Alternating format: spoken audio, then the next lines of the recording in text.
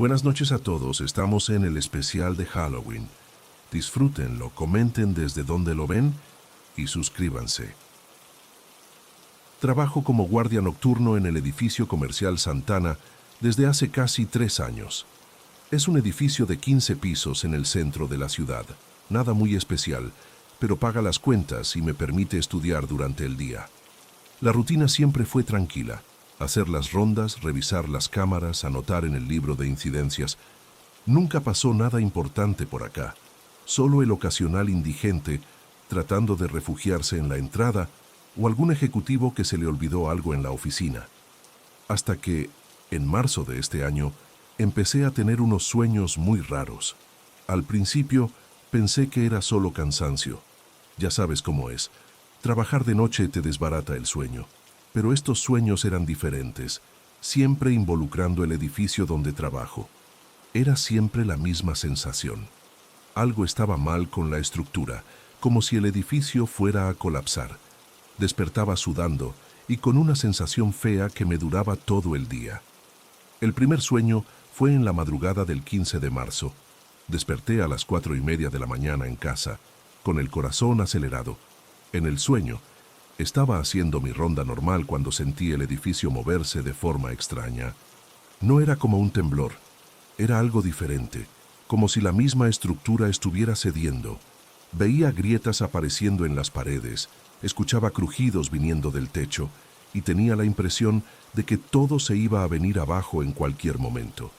La sensación era tan real que podía sentir el sabor del polvo en la boca. Cuando desperté, me quedé con esa sensación rara de que algo importante había pasado, pero era solo un sueño, ¿no? Durante las semanas siguientes, siempre que hacía las rondas, me sentía medio incómodo, como si estuviera esperando que algo pasara. Mi esposa dijo que estaba trabajando demasiado, que necesitaba relajarme un poco. Los sueños se repitieron algunas veces en las semanas siguientes, siempre con la misma temática: el edificio con problemas estructurales, grietas, la sensación de que algo terrible iba a pasar. No eran siempre iguales, a veces estaba en pisos diferentes, a veces veía problemas en lugares específicos, pero la esencia era siempre la misma. Empecé a anotar los sueños en mi cuaderno personal, más por curiosidad que por cualquier otra cosa. También empecé a poner más atención durante las rondas, viendo las paredes, el techo, buscando algo que pudiera estar mal. En el fondo, creo que estaba tratando de encontrar una explicación racional para esos sueños. Tal vez mi subconsciente estaba captando algún problema real que mis ojos conscientes no lograban ver. Era una explicación que tenía más sentido que aceptar que estaba teniendo pesadillas al azar sobre mi lugar de trabajo. Durante abril, los sueños se volvieron más frecuentes y detallados. Siempre despertaba con la misma angustia, la misma certeza de que había algo mal con el edificio. En algunos sueños, veía gente trabajando normal mientras aparecían grietas en las paredes. En otros, estaba solo y escuchaba crujidos raros viniendo de la estructura. Lo que más me molestaba era la fecha que siempre aparecía en los sueños: finales de mayo. No era algo explícito, pero siempre despertaba con la sensación de que algo importante iba a pasar en esa época. Puede sonar raro, pero es como cuando tienes la certeza de que se te olvidó algo importante, pero no puedes recordar qué es. Empecé a investigar sobre el edificio en Internet, queriendo saber más sobre su historia, cuándo fue construido, si ya había pasado por remodelaciones. Descubrí que el edificio comercial Santana fue inaugurado en 1987. Ya tenía más de 35 años. La constructora original había quebrado, lo que me dejó medio preocupado sobre la calidad de la construcción original. Decidí ser más sistemático en mi observación durante las rondas. Empecé a llevar una linterna más potente y a examinar las paredes o el techo, las columnas con más cuidado. Y fue ahí que empecé a notar cosas que antes pasaban desapercibidas. Pequeñas manchas de humedad en algunas esquinas, algunas marcas en el aplanado que podrían ser microfisuras, unos azulejos del baño que parecían medio flojos. Individualmente, nada de esto parecía grave, pero en conjunto empezó a formar un patrón que me preocupaba. También platiqué con otros empleados, preguntando si habían notado algo diferente últimamente. El Juan, que trabaja en la limpieza desde hace más tiempo que yo, mencionó que a veces escuchaba crujidos raros durante la madrugada. La doña María, de la empresa de contabilidad del tercer piso, comentó que había notado una manchita de humedad apareciendo en el techo de la recepción. Cosas pequeñas, pero que empezaron a formar un cuadro preocupante en mi mente. En mayo, descubrí algo que me dejó aún más preocupado. Platicando con la recepcionista de la administración del edificio, supe que estaba programado un gran cambio para finales del mes. Una empresa de tecnología había rentado 3 pisos completos y haría la mudanza de todos los empleados el día 26 de mayo. La previsión era que más de 200 personas estuvieran trabajando en el edificio a partir de ese día. La fecha coincidía con la sensación que tenía en los sueños sobre algo importante pasando a finales de mayo. Claro que podía ser solo coincidencia, pero me dejó incómodo.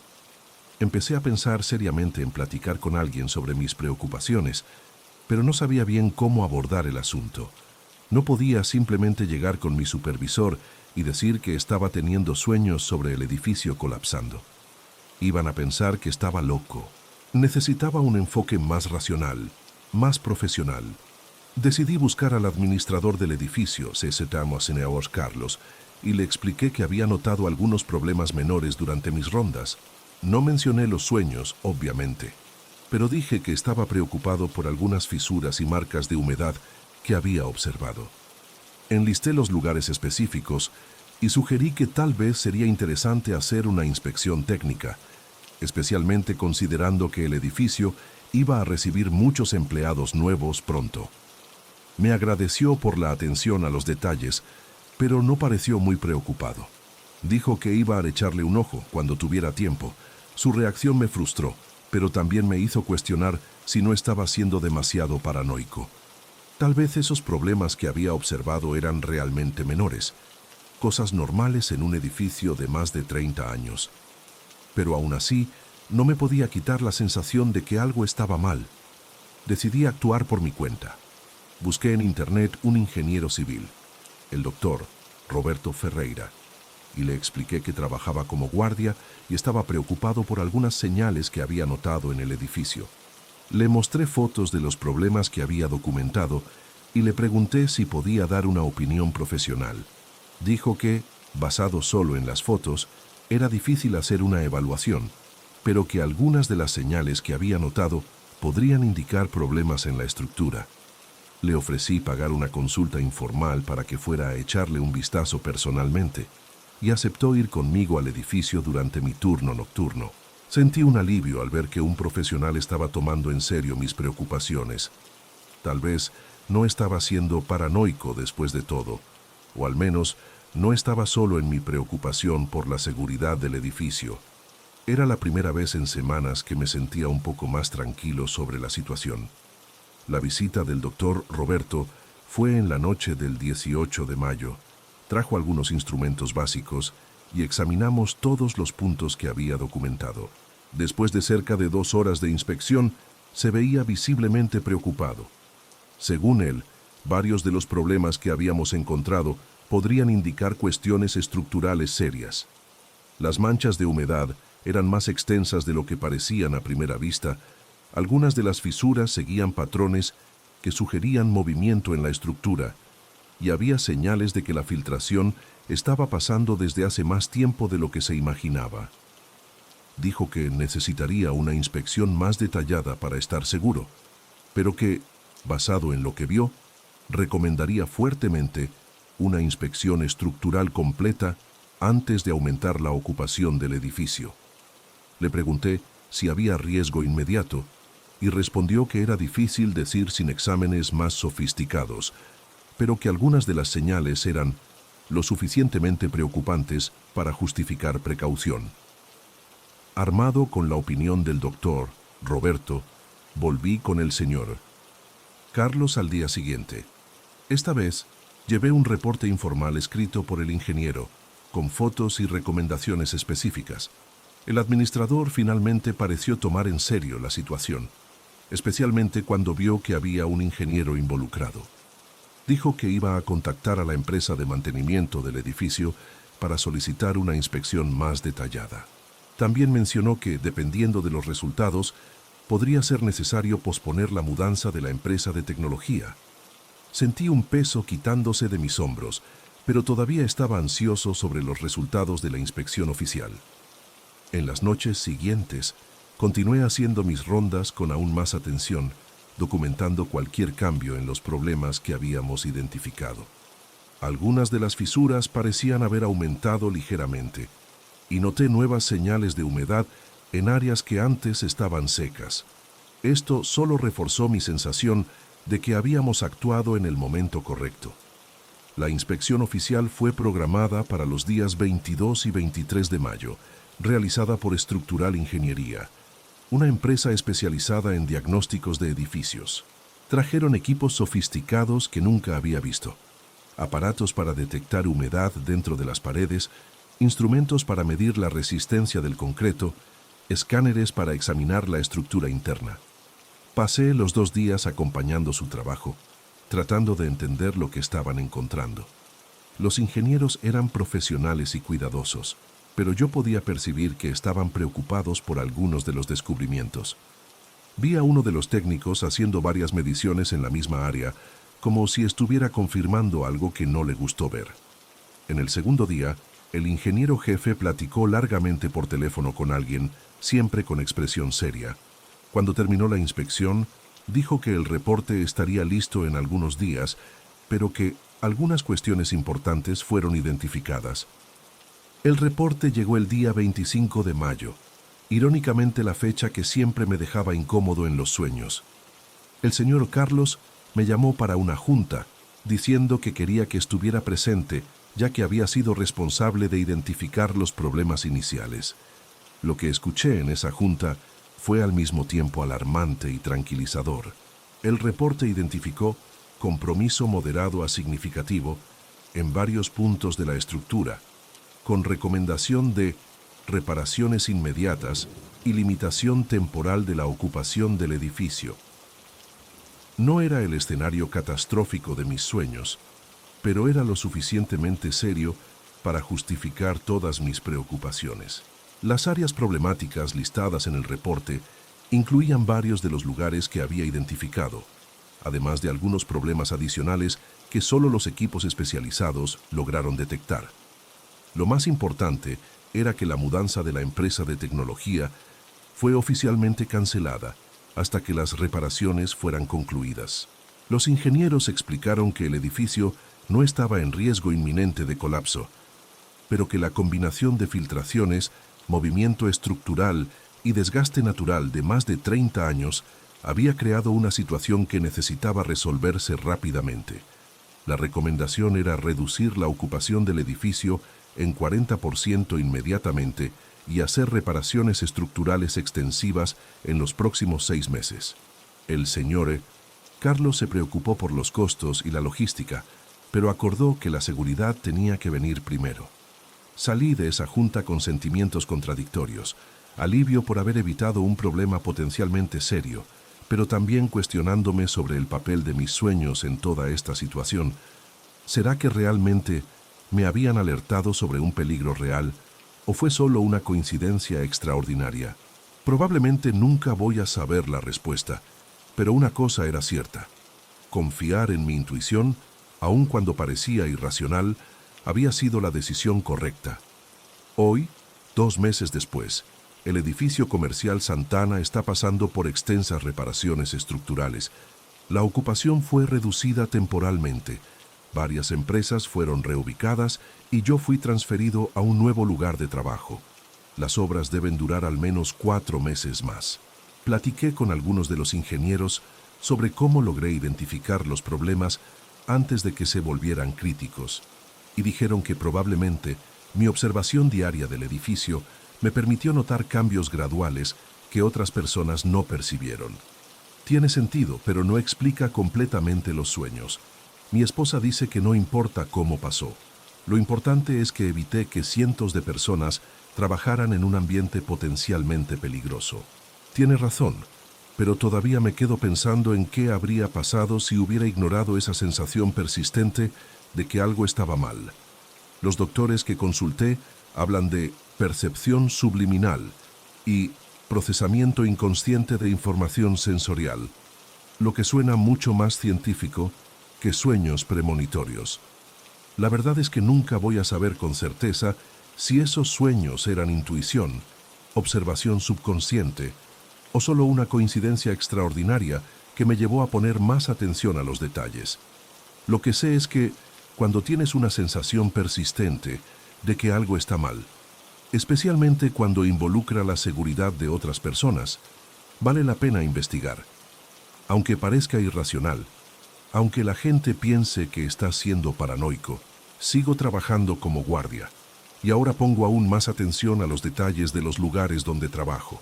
A veces todavía tengo sueños sobre problemas estructurales, pero aprendí a usar esto como un recordatorio para ser más observador, no como una profecía.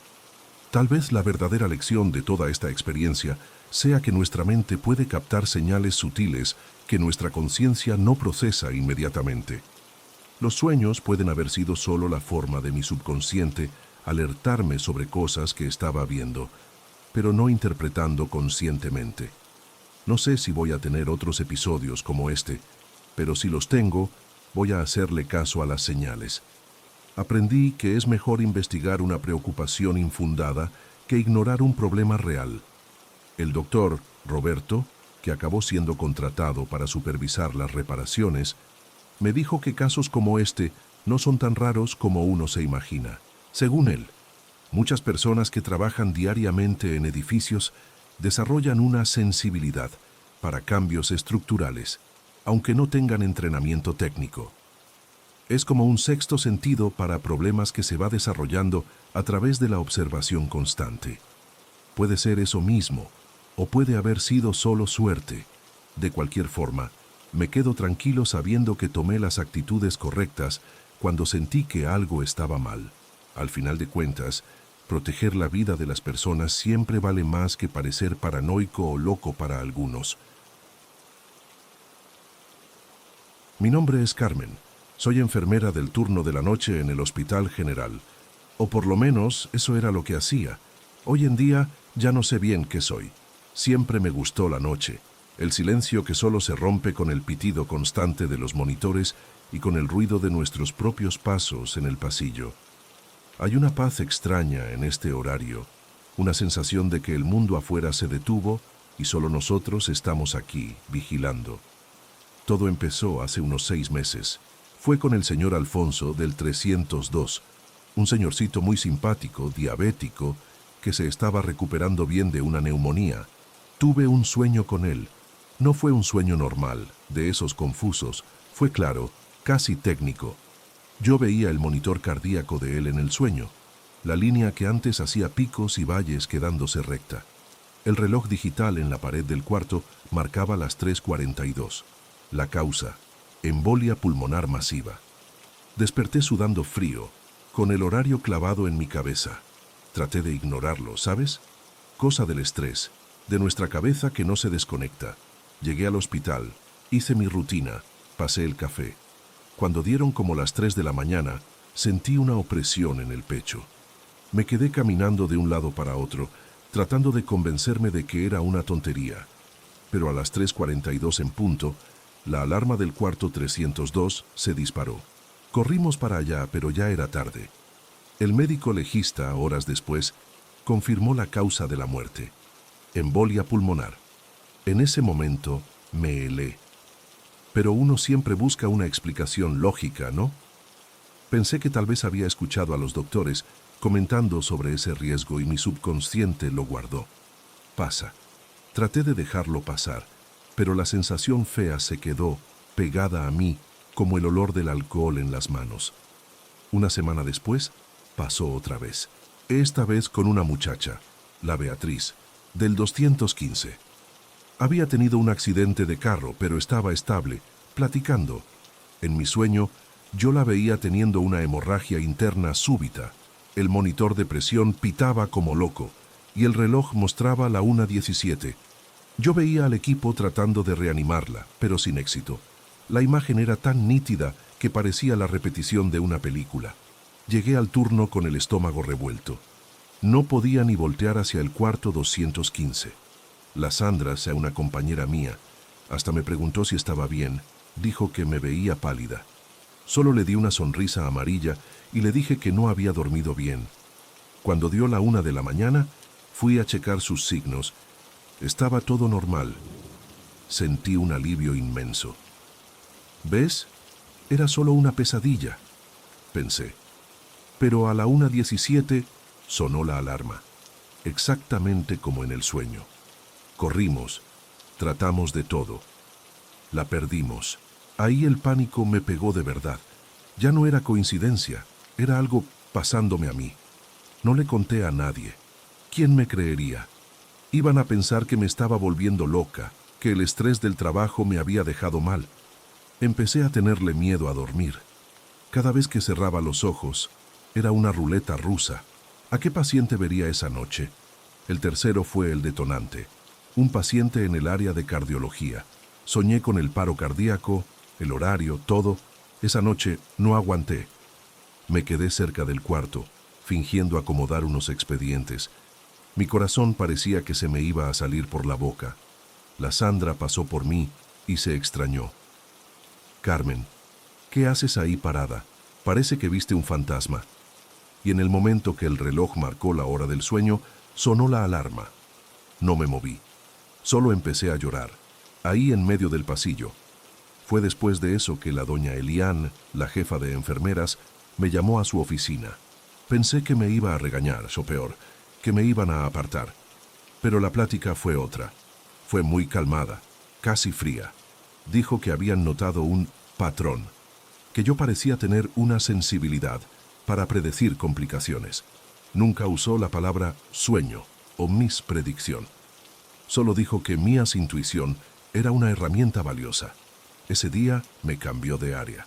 Fui asignada permanentemente al área de cuidados paliativos, el lugar donde mandan a los pacientes terminales, sin chance de recuperación.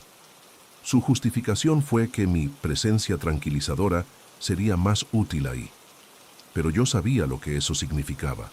Ellos no querían evitar las muertes. Querían que yo estuviera ahí para organizar la transición, para que todo saliera sin sorpresas, de forma eficiente. Hoy mi rutina es otra. Llego, agarro mi horario y ya sé. Los sueños no pararon. Se volvieron mi escala de trabajo extraoficial. Veo el nombre en el expediente, el número de la cama, y mi mente ya proyecta la hora en el reloj de la pared y la línea recta en el monitor. Ya no siento pánico. No siento casi nada. En realidad, es un vacío, una resignación pesada. Voy hasta el cuarto, tomo la mano del paciente. A veces la familia está junto. Platico con ellos, ofrezco un poco de paz.